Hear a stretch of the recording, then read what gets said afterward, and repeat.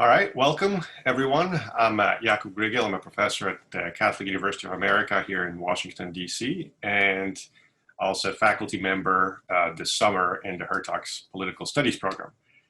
Today we'll be talking with Dr. Kiron Skinner, and I'm honored to lead this conversation. Dr. Skinner is right now at Carnegie Mellon University, and she's the founding director at the Institute for Politics and Strategy. She's also a research fellow at the Hoover Institution at Stanford University.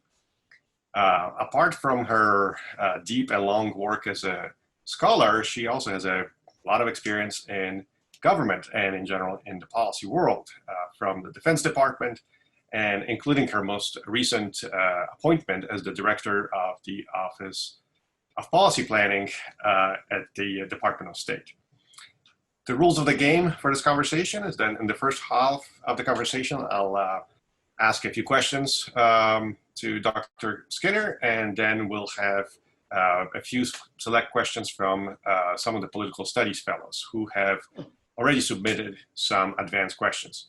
Then we'll open up to the wider audience, and you can submit these questions via the Zoom Q&A function.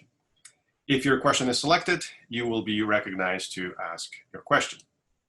And you're welcome to submit these questions right now and as we go. You don't have to wait for the Q&A period of time.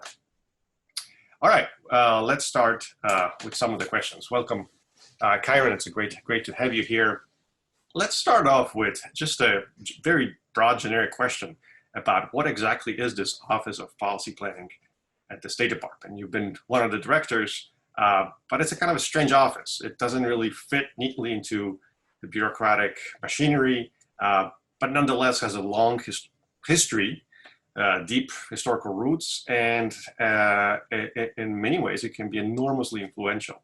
So can you explain a little bit, what's your experience there and what do you think of this office? What is this office? Well, Jakob, thank you for that question. It was both somewhat of a softball and a hardball question, depending on how far I want to go into it. But you also served in that office, so you have some thoughts as well. Let me first, though, thank the Hertog Foundation for this phenomenal summer program. And I have admired it from afar for years. This is the first time I've been asked to join. But the thought that there's some place where young people, American students, can learn about the founding of our country, about the foundations of Western political philosophy, about the international system and its complexities, as well as domestic politics, really reassures me as an academic that we're building up a generation of national thought leaders and future public servants that will be well-grounded in who we are and how who we are should inform where we're going. So I'm just thrilled to be part of this conversation. On to your question about the Office of Policy Planning. As you know, Jakob, it was founded in 1947, and its first director was George Kennan, the revered strategist who helped outline the containment doctrine even before he took on that position at the State Department. When you walk down the hall, you'll see the photos of the men and the one woman before me, Anne Marie Slaughter, who served in that position. And in each way, each person, I think, put a stamp on the State Department, sometimes big, sometimes small, but they always brought to the equation more competitive thought. It is the only office in the State Department that is focused on long-term thinking, strategic analysis. I'd even go so far as to say that it is the only office in the federal government that has that task for foreign policy. At one time, much of that work happened out of the National Security Council at the White House. But over the years, due to the pace of US foreign policy, the pace of the American presidency, the NSC became a lot more operational and a lot less strategic thinking oriented. That meant if the Office of Policy Planning didn't do the work, it actually didn't get done. So it has a huge responsibility. And for the better part of the last couple of decades, I think it hasn't lived up to its responsibility. not because of the directors or the talented members, but because the pace of US foreign policy even affects the Secretary of State and his or her team. And there's a downward pressure to the assistant secretaries, to the undersecretaries. Everyone's just going forward all the time. And sometimes policy planning gets caught up in that forward movement. And so we forget the need for long-term planning. But when it works well, it produces strategic documents that guide us into the future. And that's what I attempted to do. I said to everyone, and I think in my first meeting with the new team, that the goal of policy planning was to take Donald Trump's hunches and instincts and turn them into hypotheses. I'm not sure that we did all of that because he has so many hunches and instincts.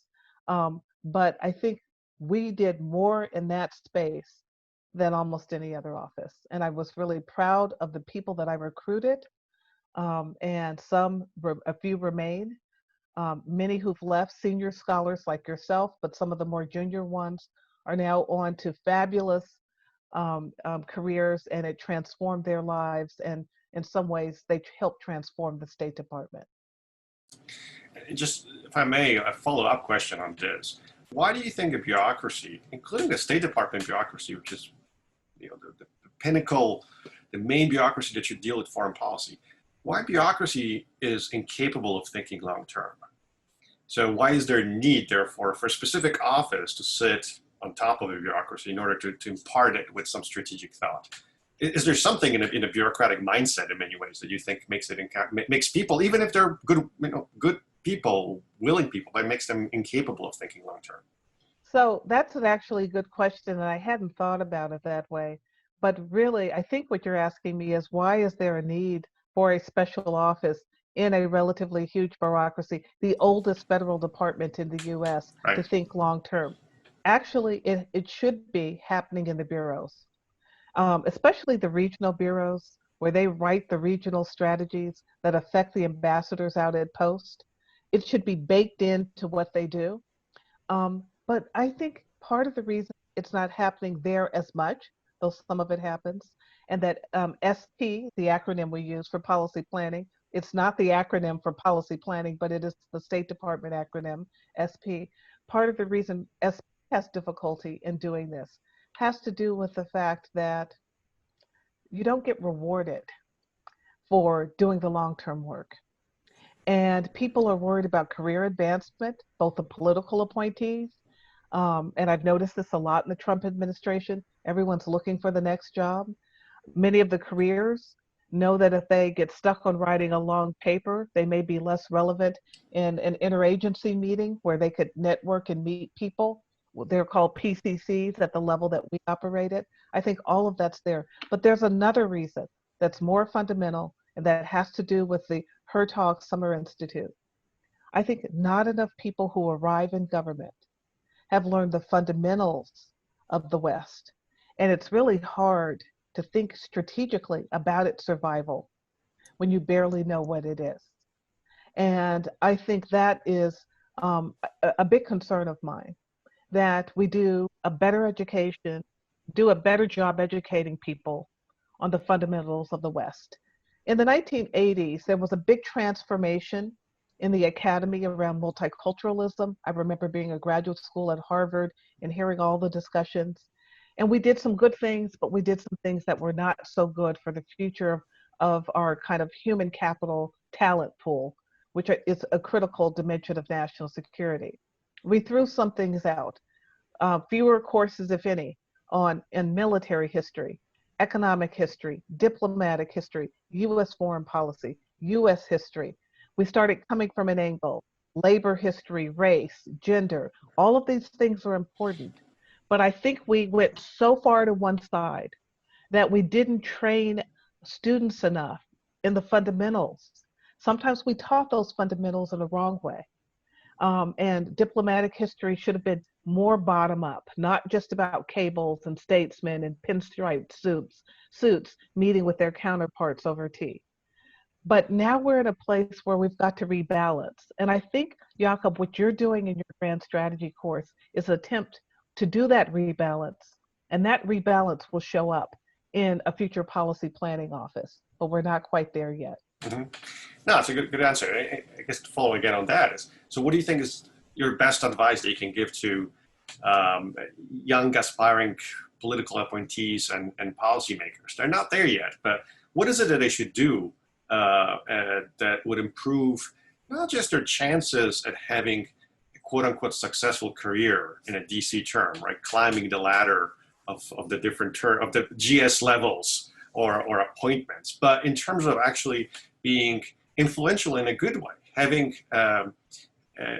imparting some sort of meaning and direction to foreign policy that is attuned to what the U.S. is. What advice can you give them?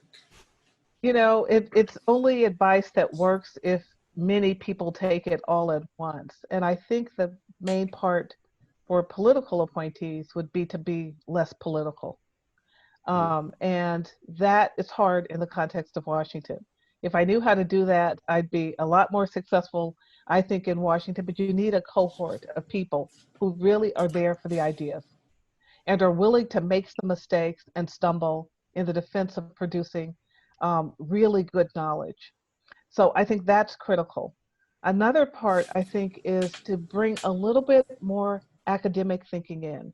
And by that, I mean more rival hypotheses, more testing of hypotheses, more counterintuitive examples, and have that be part of what we do. It only works when there's a cohort of people really committed to it, and there's a principal above them who wants that kind of thinking. That's why I think the State Department, interestingly, works well when there's someone with a significant academic background as the Secretary of State, and he or she populates Mahogany Row with people like that. Not only and exclusively, but enough of them, because they know the value of competitive thought. When you're super busy as Secretary of State and you've never been engaged in that kind of exercise, it's hard to sometimes see the value. And I think Madeleine Albright, Condi Rice, George Shultz, all of these professors with PhDs at elite institutions brought something special to the office, and policy planning reflected them. The office only works when there's a principal who's truly committed to what the office is supposed to do. Otherwise, it becomes a speech writing shop. And that's the easy danger that I see. No, I'm all for, I'm an academic, so I'm all for academics having positions of power, at least some academics having positions of power. I'm all for that. But, you are an expert on Ronald Reagan. And Reagan was not an academic in the sense of having a PhD, having spent 20 years writing books, dissertations. But nonetheless, he seems to, as I understand, as I look at him, he worked hard on thinking through what the U.S. is about, what the U.S. foreign policy should be, and what was the nature of our enemies. And obviously actually wrote a lot, speeches on his own. So in many ways, you don't have to be an academic, but you have to be somebody who's thoughtful. And I mean it truly in the sense of that word, thoughtful. Somebody is constantly thinking. What do you think, from your experience and your study of Reagan, what are the lessons of Reagan in this, and in his influence on foreign policy? So in answering that question, I'll say that it's not so much that someone is an academic that I'm talking about. And a PhD doesn't necessarily make you one. But it's that the person is an intellectual. And you don't need a PhD to be an intellectual. Kennan didn't have beyond, I think, a bachelor's degree. But no one would deny that his writing about containment in the 40s had an outsized influence on the next 45 years. And that the work that he did across those years also was influential for our thinking. So it means that it helps to not only have a Secretary of State who has a background in intellectual life, but it also helps if there is a president who has it as well. And I think what made the Reagan-Shultz interaction work, Shultz was a lot more centrist and liberal than Reagan. And Reagan's closest friend was Judge William Clark, who was very conservative. Both men ended up being good friends and mentors to me. Um, but I think that Reagan, despite the reputation of being a B-rated actor who knew little and said less, was that deep down he was an intellectual, that he rival hypothesized about the Cold War. And that has a downward impact on what happens with cabinet secretaries and their teams. We haven't had as much of that of late. And I think then you get confusion down below. And that's why my first statement as policy planning director turned president's hunches and instincts into hypotheses. The other part of that was then figure out a way to get our work to him, which I did some of that. I don't think as much as I would have wanted, but you need people with an intellectual curiosity and instincts who are able to think differently, who will be presented with an alternative about pulling out of Afghanistan, but say, have you thought about not just A, but B, C, and D? Have you thought about, what happens if we do this versus we do that? And there just has to be this kind of curiosity. Mm-hmm. And I think we need more of that. And it's not a partisan issue. We just need more of it in the 21st century. I think we've had less than we've needed. Mm-hmm. Do you think there are any continuities between Reagan and Trump? Probably some. Everyone, Democrat or Republican, wants some continuity to Reagan now. They didn't 30 years or so ago, but you look better over time, and historians find things, scholars like me and others, that show some strength during a time of crisis. I think the continuity would be a gut instinct for the vast silent majority in the person. And that cannot be underestimated, not only for electoral victory, but for public policy. And what I began, I'm a Western Pennsylvania voter. I'm a Bay Area person by the way I grew up. I'll always be a Californian at heart, but for the better part of the last 20 years, I've voted in Pittsburgh and have been a part of this rich culture in Western Pennsylvania. And for most of that time, no one was listening to us. And Trump came along in 2015 and 2016, and it focused on the 30-odd flyover states that typically get ignored in an election year. Not only talked to the people, but listened and realized that they had foreign policy views that could affect grand strategy. I think insofar as there is a Trump doctrine, it was forged in the 2016 campaign when he was out talking to Americans and hearing that they were worried about how much NATO was paying versus the US, the other 28 members at that time. And all of these questions that you would think foreign policy elites in the communities that Jakub, you and I run in, that people think don't matter for people in the broader part of the country, turns out they had real views. Mm-hmm. So I think that's the continuity. Reagan believed more in the cop on the beat and the man on the street than he did in foreign policy elites. And, during the campaign, Trump was called the blue-collar billionaire. I think there's some similarity there. Right. No, there's always a risk of groupthink, including in the foreign policy community. Having somebody like Reagan come in and Trump come in from outside, truly from the outside of the community, is actually helpful. But on that, let me actually open up to the students, because we have plenty of questions, including on the Trump doctrine, which you just started. So let me call on the first one, Mendel Jacobson from Central Chabad Yeshiva. Mendel, I think the floor, or the Zoom floor, or whatever we call it, is yours. Hi, Dr. Skinner. Thanks for addressing us today. In numerous speeches, the president has highlighted the primacy of sovereignty. What does sovereignty mean to you, and why do you think it's so important for the Trump doctrine? So if you read, I think some of the best speeches on foreign policy that POTUS has given are the UN addresses, the 3 UN addresses. And there, in each one, builds on the other, and he talks about national sovereignty. This goes back to my point about some gut instincts, about people, about ideas, about where the mood is. And both in the case of Reagan and Trump, I don't think that they created their doctrines. I think that they saw an opportunity in the kinds of ideas that were swirling around to form them. So in some ways, they were bottom-up activities. Trump saw something in a discussion about the nation state, returning to the nation state as the core unit of analysis in the international system. And he was hearing that because I think people were talking about the lost promises and false promises of multilateralism, of international institutions that had not given peace and prosperity, that had not transformed domestic societies, that had not stopped civil wars. And he started talking about it, thinking about it, and he looked at it, and I think he even studied a bit and said, where does most of the prosperity happen? Where does most of the opportunity happen for people in the world? Where are they most protected? It's inside of the nation state. So for him, this America First idea, perhaps the term is not right, and I've said that before to those in the Trump world, but what he's really talking about is that we return to first principles.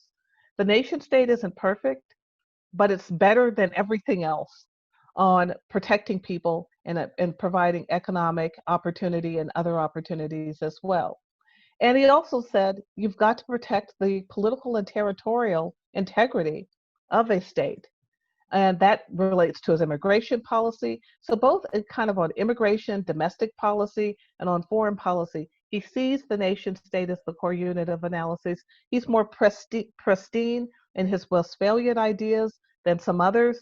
Some say he's naive, but he says basically that's the core pillar of my doctrine, is that we not discard international forums, but that we really put more emphasis on the one that matters the most for people or is the most immediate. That's a great answer, Karen. I would only add to that also that sovereignty is linked to democracy. You can't have a democracy without sovereignty. In the moment you lift sovereignty to something higher, accountability and what politics, democratic politics is supposed to be, to reflect the flyover states, meaning the citizens, it becomes much more difficult. I think Trump mentioned it's one of the speeches. I can't remember which one. Maybe it was the Warsaw speech, maybe one of the UN ones. But yeah, the Warsaw speech is also a critical one, and you may want to look at that. On the issue of sovereignty and that the national sovereignty, which is his principle, he's had a big impact on theoretical international relations, in that scholars at Princeton and other elite universities who write about IR in the leading journals are talking more about things that we thought were settled a few years ago. And I think in that way, he almost qualifies for tenure because his citation ratings are pretty high for a president, because he's really gone back and made us look at things that we thought we understood very well. And I find that fascinating. Well, Princeton doesn't have any more than Woodrow Wilson School. Maybe it can be the Donald J. Trump School of Public Policy. That'll be interesting. I doubt that. I doubt it. I think they'll name it for me faster than they named it for him, and they're not naming it for me. Now, next we have James Beckwith from St. John's College in Annapolis. James. Thank you for taking time to come and speak with us today. In your piece for the Wall Street Journal, you mentioned that while multilateral institutions have served a purpose in the past, they have lost relevancy and effectiveness in recent years. However, it seems like institutions like the EU, NATO, and Organization of American States all seem to have a strong contemporary record of promoting mutual cooperation and a strong unified response, such as sanctions against Russia for Crimea, NATO's Operation Odyssey Dawn, or the South American unity in the ongoing crisis in Venezuela. So do these examples suggest that multilateral institutions still have a role to play in combating illiberalism, or are they aberrations?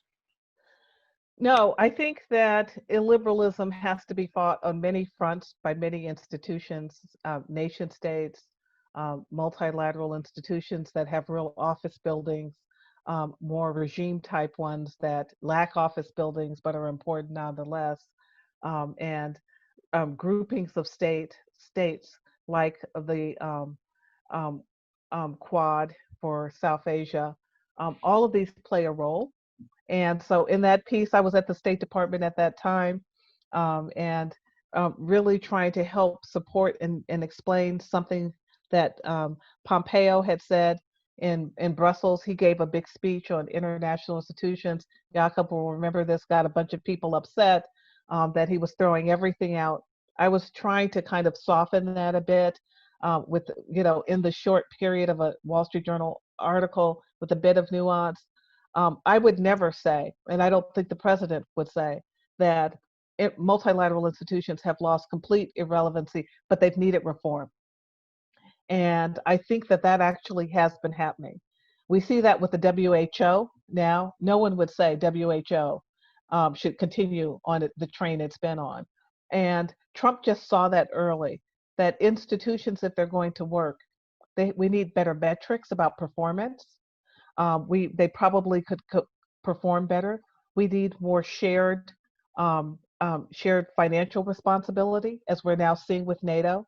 Jakub knows the dollar figures more than I do, but the hundreds of millions more dollars going into mutual defense. And I think that's what Trump was saying. Some of these institutions have been around for the better part of 50 years. And it's time to do a refresh. And to be critical of them doesn't mean that you want them to go away.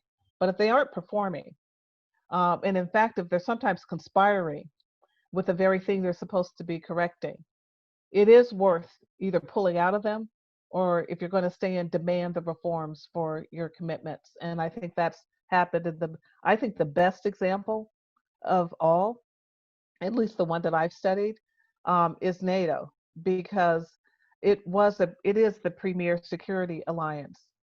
But if you aren't putting money in as meeting your pledges, that means you aren't doing a lot for mutual defense. It's not just that the US is paying 70% as it was just a couple of years ago. It means that you aren't doing R&D to get ready for what your adversaries may do.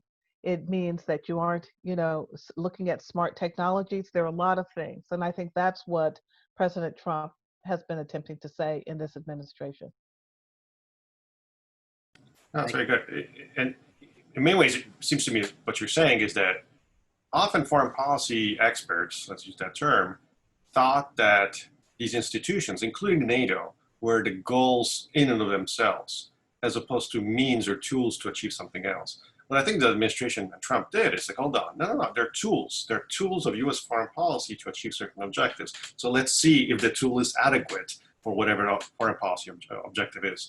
You mentioned people at Princeton, academics, at least some, right? They elevated institutions to the pinnacle of foreign policy objectives. Agreed. And I think that we have gotten things on the wrong side of the equation. What's the goal? Versus, what are the resources that needed to be used to get those goals? And so I am in agreement with that idea, but I also think the institutions do something else that the president's talked about. It's not just shared paying of the bills for mutual defense or, advancement of some human rights cause. It's also to advance and continually evolve principles. And that's what, to speak, Jakub, to your earlier question, what I attempted to do in policy planning at the international level outside of the building of Main State is to work with, in particular, NATO. We had a policy planner summit, the first ever in the 70-year history of NATO, in April 2019, is to say at the foreign minister level, there's always going to be some tension. At the head of government level, when there's a NATO leaders summit, there will always be some division. But at the policy planning and strategic level, we can keep moving forward on our common concerns and visions and principles. That's what policy planning should do externally. I don't know if it's doing any of that now. It's really hard, but it's really worthwhile. Mm-hmm. Next, we have Kobe Rizk from Yale University.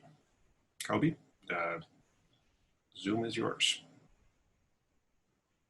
Hi, Dr. Skinner. Thank you so much for joining us this afternoon. My question is, do you think democracy promotion across the world still has a place in sort of Trumpian America First policy? And if so, how should we go about promoting liberal freedoms worldwide in the context of an America First approach while not taking on more strategic commitments overseas? That's the million-dollar question. If I had the complete answer, I'd pick up a Nobel Peace Prize, but I'll try in my own humble way to say something to this important point. America can't take on just realistically, and I'll speak to this in this conversation, the responsibilities for the globe the way that we have in the past, but we're still doing a lot of it. The number of countries that we're providing extended nuclear and conventional deterrence is quite substantial. And the number of people around the world that look to us for future for freedom is quite substantial. The best way that I think we can support the world going forward is to be strong at home ourselves, because we're always the best when we are a beacon for hope, when we fight against authoritarianism at home, when we challenge socialism at home, when we write our democratic values to the institutional realities of what we actually do. I think that's what we have to do best.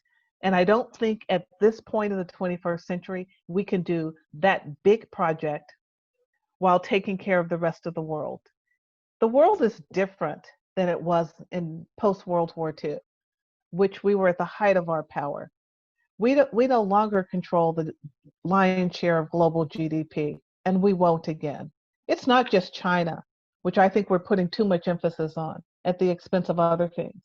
It's also the coming power of the global South, a set of countries, India, Pakistan, Nigeria, South Africa, that we need to be thinking about. And how do we build these ties with them? And not by just pushing on our democratic values. Our values work best when we live up to them. Our values work worse to me when we overextend ourselves trying to promote them. That's been, I think, the lesson of the last few decades. That's why I think the America First idea made sense to a lot of Americans, even if they didn't know it in detail. America First, as H.R. McMaster has said, doesn't mean America alone. I like to say America First means America in partnerships with countries that we haven't partnered with before, with new burden sharing responsibilities, and some surge capacity at a time of a particular crisis that may be more cost effective because we don't have a NATO office building somewhere together with those particular countries and a whole set of civil servants. Thank you so much. Thanks, Kobe. Next, we have Ben Schwabe from Michigan State University. The next question. Ben. Hello, is it working? I think it just froze for a second. Yep, okay, cool. Thanks for taking the time to be with us, Dr. Skinner. I was interested to see that you're, beyond your government positions, also an associate editor with Telos, a journal devoted to critical theory and the humanities. What led you to join Telos, and what value do you see in the humanities for policymaking? Well, it's an honor to be on Telos. I'm surprised they haven't kicked me off yet because I've done so little, but I joined it and rejoined it after being on State. I may have rejoined it while at State, depending on what the lawyers said the rules were, because I think that we don't go very far in the policy world without a strong humanities component. And so I tried to organize the Office of Policy Planning along those views. When I first came to CMU, I was a joint appointment between the history department and a social science department called Social and Decision Sciences. I now have a department that I'm head of that I helped create that's really more social science oriented. But what attracted me to Pittsburgh was the fact that there was a job, there's so few jobs in the market that had both a humanities and social sciences component for an IR scholar. I'd like to see more jobs like that. Because the humanities have, as a set of disciplines, have so much to say about public policy. And let me tell you what I mean by that. We need more people, not fewer, who speak foreign languages and know cultures, international culture, make at the table. And what I saw in government is that there are fewer than you'd ever imagine, who are so-called China specialists, without having really lived there, who don't know the language, They just have on a business suit, and they've read a few articles, and they can't go deeper. I think for the challenges that we're facing now, we have to go deeper. And I think not to say that the Cold War was easy by comparison, because there were times when it was very dicey, very dangerous. But for the most part, and I have to be careful here because I've gotten myself into trouble in the past, the Cold War was a fight within the Western family of contending Western doctrines, of which Marxism is one. The fight that we're facing now with the coming power of the global South, with China, with some potential other countries, is not that fight. In China alone, we face, for the first time, I think in our history, Jakub could correct me empirically if he sees it differently, but I think I'm right. I'll be a little more careful than in the past when I've talked about this. We have in China an economic, military, political, strategic, and cultural competitor that has global ambition. Now, some IR scholars said when I said that during my time at State, what about Imperial Japan? There was a period when Imperial Japan was growing faster than us, but the East Asian economic co-prosperity sphere was a bigger objective than what China is trying to do, was a specific objective with China trying to be everywhere around the globe, including a deep footprint on the African continent. I'm saying that to say that we really do need the humanities. If we put language and culture and time in country and study abroad in what we do, because I don't think we're going to be able to have a comprehensive China strategy, the absence. What we will have is a China trade policy, which I keep saying I admire what those at the White House have done. But the trade problem, the trade issue with China is a symptom. It is not the problem. It is a symptom of a broader understanding of some of these countries that we just don't have the bandwidth in terms of the humanities to deal with those who are currently serving in government. Great point. In many ways, can you imagine how boring life would be if you only read foreign affairs and no literature, no poetry, and no history? So that there's a value in humanities because it teaches you more in many ways, and your point about culture and language, which is just part of it, is essential. And I don't think you can really, if I can just add a two-finger, Sure. I don't think you can really understand Chinese strategic doctrine only in English language sources. And it's not just about economics. Right. You're absolutely right on that. Next, we have Daniel Brink from Dartmouth. Daniel. Hi, Dr. Skinner. Thank you so much for joining us this afternoon. It's been a really fascinating talk. So I'm curious about how do you think the U.S. should reevaluate its defensive commitments, particularly in the Middle East and Central Asia region, our relationships with the Gulf states, our relationship, our transforming role in Afghanistan, and other and with other allies like Pakistan or Israel, because it seems that after four years of almost 4 years of President Trump, we have we're still very deeply entrenched in these regions, and so how do you think going forward? How do you think going forward we should reevaluate those commitments? Because there had been this objective to, limit our involvement in foreign wars, and end these sort of unending conflicts. It's so this goes back to Jakub's question about Reagan and Trump. The other question that I'd like to get asked relates to your point, is about Trump and Obama.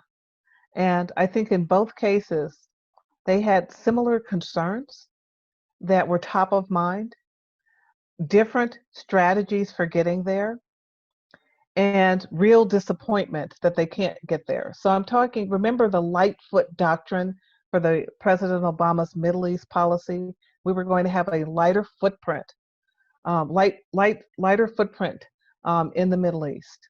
And that led to pulling out of Iraq in 2011 him getting reelected in 2012, ISIS coming on, then we're back in. I think President Trump has found the same from Syria to Iraq to Afghanistan, and even beyond. There is no magic bullet for right-sizing U.S. foreign policy, or what is now the new term, the restraint movement, the restrainers in foreign policy. No one has figured out how do we do it in a way that's consistent with our values, about some global responsibilities that we all care about holding the line in countries and regions where if we go, we know what happens next, and what happens next is, a stronger Iran, a Saudi Arabia that tries, but maybe can't do much. I mean, we have some scenarios that we can war game pretty quickly and already have done so. So it is very, very difficult. The reality of it is that we have to do it because of, the statistics of where we are in the world and what it means to barely hold on to predominant status in the international system at the top of the pyramid. So we have to do it. But the other reality is that we have to stay.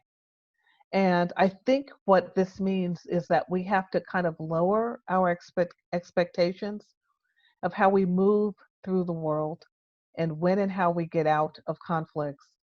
I think we have to never go into forever wars again. And I think we haven't started or become involved in new forever wars. And some may want to correct me on that. But I think it is to lessen our expectations of how quickly this can be done, and to really make sure that the American impulse to nation build, just, we keep pushing back against that, because then there's no way out. I think have more specific goals, take a little defeat more often. This is really hard, though, for people when they've lost their children in a war, and now they're being told our goals are different, they're lesser, we aren't really going to be able to bring freedom, democracy, and prosperity to other countries. But we're cleaning up legacy wars now, and legacy commitments, and legacy failures. And that's just extremely tedious work, which means, as Jim Mattis said, if you don't give me more diplomats, you've got to give me more bullets.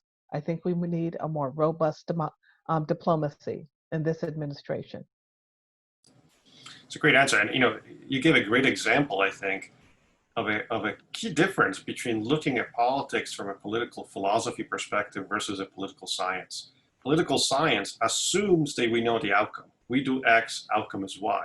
Political philosophy assumes there's a tragic quality, or you mentioned no magic bullet, a difficult quality and often tragic quality to political leadership.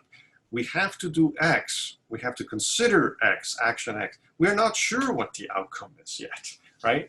And so that's I think, a key aspect. And that's why I think you need to study humanities, because it gives you that wisdom in many ways, that possibility of knowing the tragedy. And my understanding is, I think Avi Kumar is next from St. John's College. We're taken over by St. John's College here, but Avi, you might have a similar question, as I understand. Yeah. Thank you, Dr. Skinner, for talking to us. My question is along the same lines, perhaps more in defense of statistics and science in general.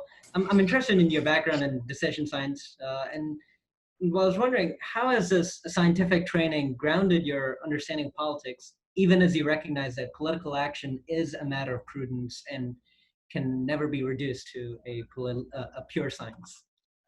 So I've often wondered, why have I stayed in Pittsburgh and stayed at CMU when I'm a Hoover Fellow, and I grew up there, and the weather's better, you could be healthier all year.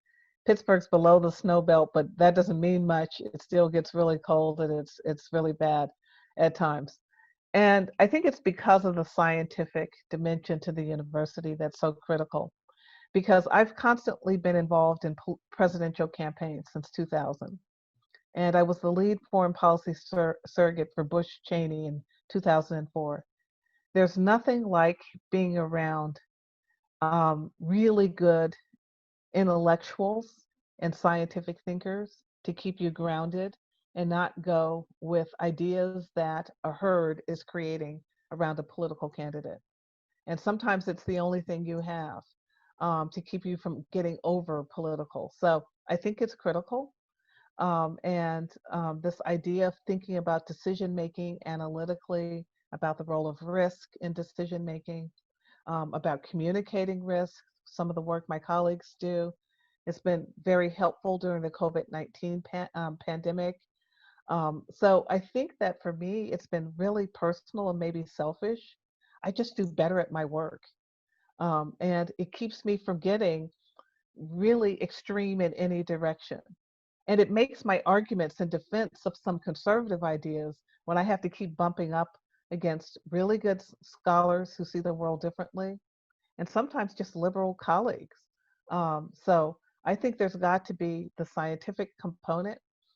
Back to the humanities, though, what I think the humanities can do with this forever war problem that we have is help policymakers understand everything is not at the leaders level, that you've got to understand the complexity of societies, and you've got to understand when there's something going on in a society that tells you something big is about to happen, there's some sentiment there that may be relevant.